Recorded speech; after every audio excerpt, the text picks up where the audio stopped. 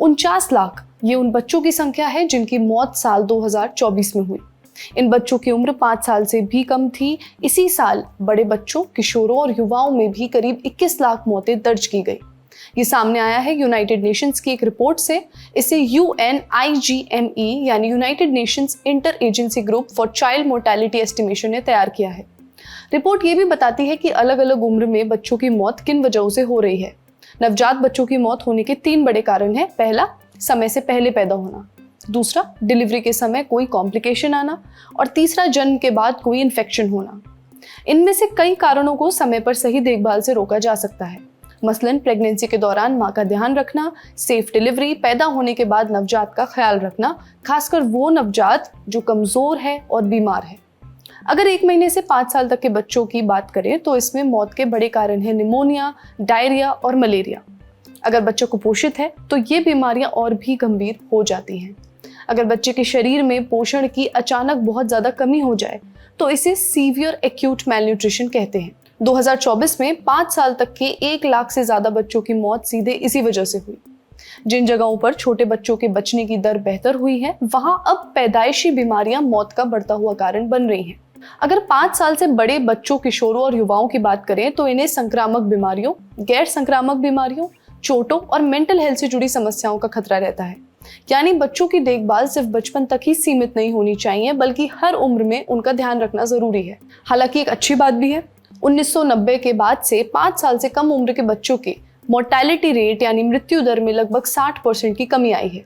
वहीं नवजात बच्चों की मृत्यु दर में करीब 45% की गिरावट हुई है। इस वजह से हर साल लाखों बच्चों की जान बचाई जा सकी है, लेकिन अब ये रफ्तार धीमी पड़ रही है। कुछ जगहों पर तो ठहर सी गई है। इसका सबसे ज्यादा असर अफ्रीका के कुछ हिस्सों और साउथ एशिया में देखने को मिल रहा है। इसलिए जरूरी है नवजात बच्चों का खास ध्यान रखना। भारत में बच्चों को किन बीमारियों से सबसे ज्यादा खतरा है, इनसे कैसे बचें और जन्म के बाद शुरुआती हफ्तों में ऐसे कौन से लक्षण हैं जिन्हें देखकर बच्चों को तुरंत अस्पताल ले जाना चाहिए, ये सवाल हमने पूछा पारस हेल्थ पंचकुला में जनरल पीडियाट्रिक्स डिपार्टमेंट की कंसल्टेंट डॉक्टर अर्पणा बंसल से। डॉक्टर अर्पणा कहती हैं कि भारत में बच्चों को निमोनिया, डायरिया और कुपोषण का सबसे ज्यादा खतरा है। निमोनिया फेफड़ों से जुड़ा एक इन्फेक्शन है। इससे बचाव के लिए बच्चों को समय पर वैक्सीन लगवाएं, जैसे पेंटावेलेंट और PCV वैक्सीन। इसके अलावा बच्चों को साफ हवा में रखें, धुएं और प्रदूषण से बचाएं और उसे रोज ब्रेस्ट फीडिंग करवाएं ताकि उसकी इम्यूनिटी मजबूत बनी रहे। बच्चों को डायरिया से बचाने के लिए साफ सफाई का ध्यान रखना बेहद जरूरी है।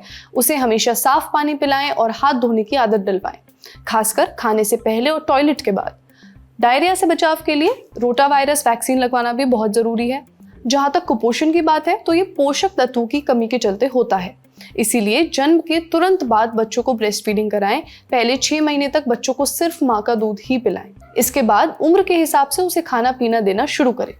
बच्चे के जन्म के बाद के 28 दिन बच्चे के लिए बहुत जरूरी होते हैं। अगर इन दिनों में बच्चा ठीक से दूध न पिए, वो बहुत सुस्त लगे, उसे बुखार आए, सांस लेने में दिक्कत हो या तेज सांस आए, घरघराहट हो, स्किन, होठ या नाखून पीले पड़ने लगे, बच्चे को बार बार उल्टी आए, पेट फूले या दस्त लग जाए, बच्चे का शरीर अकड़ने लगे, उसे दौरे पड़े, बच्चे को पीलिया हो जाए या उसकी नाभि के आसपास रेडनेस, सूजन या पस हो, तो इन लक्षणों को बिल्कुल भी नजरअंदाज ना करें।